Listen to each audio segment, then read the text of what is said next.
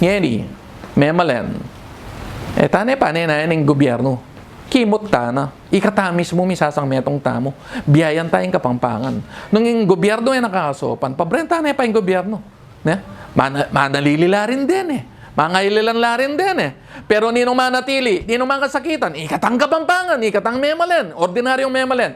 Inya, ikatamong ordinaryong memalen, tikdota na, kimot ta na. Tala panay na yan din. Tano papabren, misip para kaya katamo. Da naman nagyo.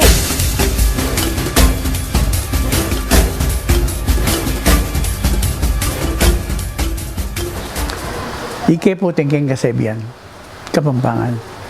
King leo no, king degree, eke tatakot ke kapa.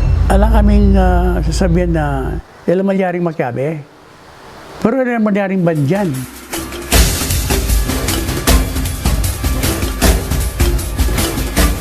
Tiwayay tang ating kang ulyan antimong matuwambale. Karin mo nga adidinan biye pasibayo itang milabas. At itang milabas ay ita asusuglong mekeng kasalukuyan. At yung kasalukuyan na ini, akakit may itang kaya kampain tungulan. It has to be tangible. Kailangan ating kang sasantungan. Makandin niya ito.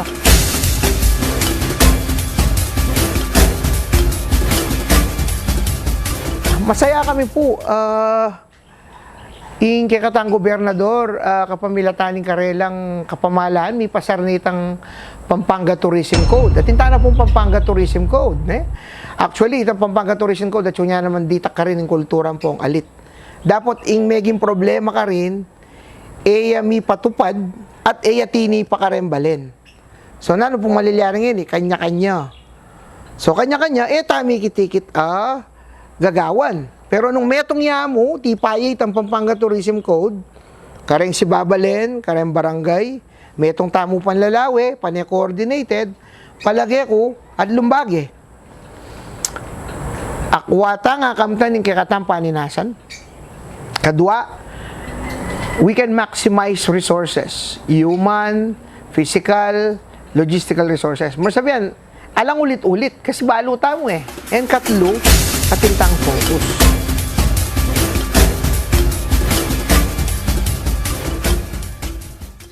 Luid ka kabalen, luid ka Kapampangan. Antibo pong paninap, ining kako mo naman pong episode ini, penikwanan ko pong akatalamita. Reni pong mapagalagagambul. Ang pong ati pong masabalking kaya katamong kulturang Kapampangan. At kini pong kaya katamong edisyon na ini, kakaluguran,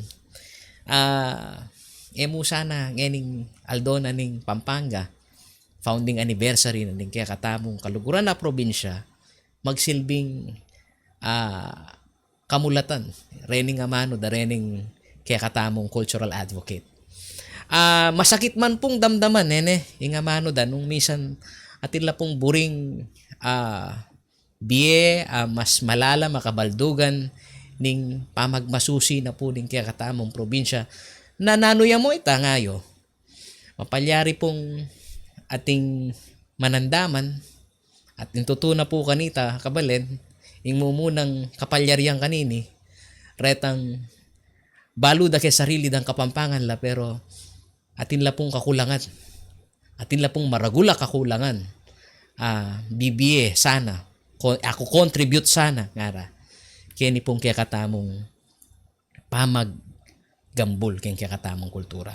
So anya pag sumikapan na pong Paulo G na iduwang ya po kaya kayo, ibiyela po kaya kayo, reni pong party na po ning pangaduan dake na po. Pag sumikapan ko po hanggang balit-balit ko muna mga Kapampangan na ingamano tamo yung gamitan. Ing kaduan dake na po ning Real Talk. Albeñez.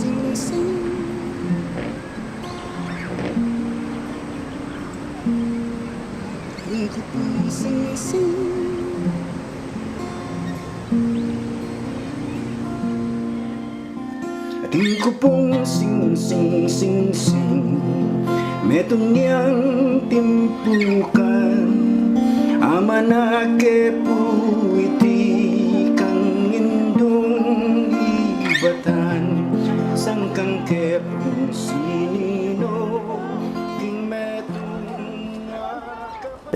September 20, 1995. Very, very memorable date yan eh. Para ka na ako na eh. Because that was the turning point of the crisis in Pampanga. Anang President Fidel Bandesam, o ikaw kapambangan, kung mga din ako magrari-rari yan, ana. Ha? Mag-sandbagging na kayo mo. Kaya ba so, niya nga ako may nga din niya po siya ito. Bayo ko magsalita. Apong siya ito ako. Puri ko po nga doon nung sakali. Miras na mo kahit ang puntong kailangan din ng Kapampangan kabilugan. Malyari ko pong mamiratan parang kanita po, mag-rally tamo king. Nung miras ka rin ako na. Malyari tang man po, dengan kang parokyayo, dalang tala po, magmarcha tamo, kayong Kapitolyo, ang kapuking Malacanang, magkampo tamo ko rin. Tama mo ko, hanggang, nakatapakiwitan ng presidente.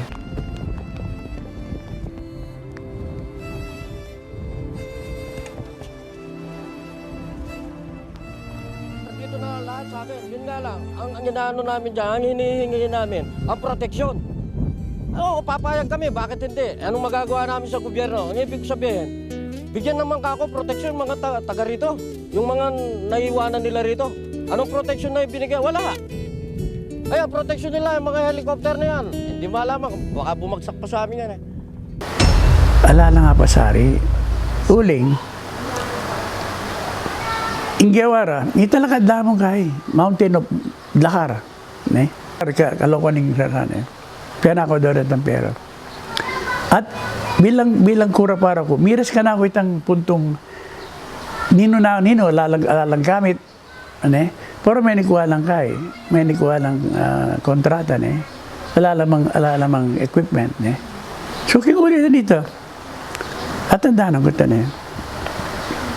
So, ngayon niya ako, bayo kaya pipusanin ka na akong kay, ang amano ko. Kailangan po, kagalang-galang na Pangulo, hindi po dapat i-evacuate ang Kapampangan to safer ground in Mindanao. Noon po, dapat gumawa kayo ng dike. Nung ali, may da. Di kaya pong Kapampangan na makapadurot kayo ng mga kanyan. At ayun po yapong siya ito, Archbishop of Pampanga. Mag-rally kayo po. Lumakad kaming Madkeni, Danong, hanggang po king Malacanang, magkampo kami ka rin. Kay mama ko, hanggang tayo kayo pakibatan. At tinulig kayo tangkay, tandaan ng tama po, den Kapampangan, ela po susuko kanino man.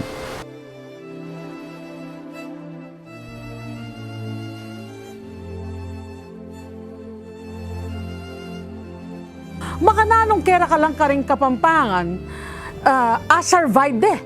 At may ibabo la pangatao, Kapampangan, ing karelang penibatan bilang tao nung makanano lang peparagul, o bat dakalupa ring aliwang mga trahedya. Ne? Itang atsula kaya tang aman wandang receiving end namo, itang bala mo magpalimos ka, ali. Kasi I was in the heart of disaster operations. Kaya ba't mano kay kung tiga Manila, pupunta ka rin evacuation center. O ini, inga papansingan da, lalo na ka rin tao, banda Bacolod. Kini, keng lugar da rin mga tuwang Kapampangan, talagang, nung baga kitang kaya mo na, sarado katoliko. Rene talagang maangklala pa nga Kapampangan. Ara, uining amanong ulit-ulitan da rin babye, relief, manibatan ka rin dayong lugar. Bakit ang Kapampangan na pinatubo na, nasa evacuation na, bakit nagpapadala pa sila, bakit nagbibigay pa? Lawen may hospitality, lawen may ing pangatao na ning Kapampangan. Ito metong yung bagay dapat babalikdan. Kaya palyar yan pero possibly tayo na. In sardinas yan buklat. at kananan niya mong kabut sardinas. Ali, ene paboren maging makanyan ning meto nga Kapampangan. Bakit? Huling ing Kapampangan kabelwan niya king galingan naging pamagluto. Nanggawa naging simpleng sardinas. Aba, mekad mo, may giyang kayan, may giyang sabo, may giyang pasta, spaghetti, nung nano-nano nga ning gawa na. Pero, ene, pagking pamilya na, iba yakin lata, silpok niyang makanyang kempinggan. Ali, atin yang sariling barug, atin yang kusa, innovative, hanapin, creative.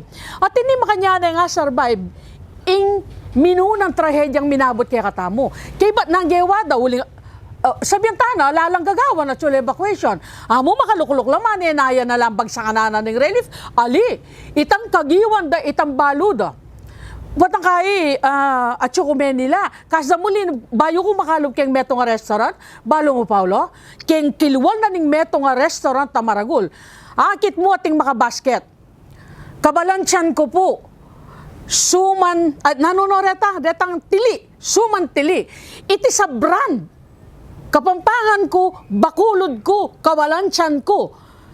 Itapa mo, trademark mo na. May kailangan takman isto sinabi ng Kapampangan niya, ing meto nga dayo sa liwanen.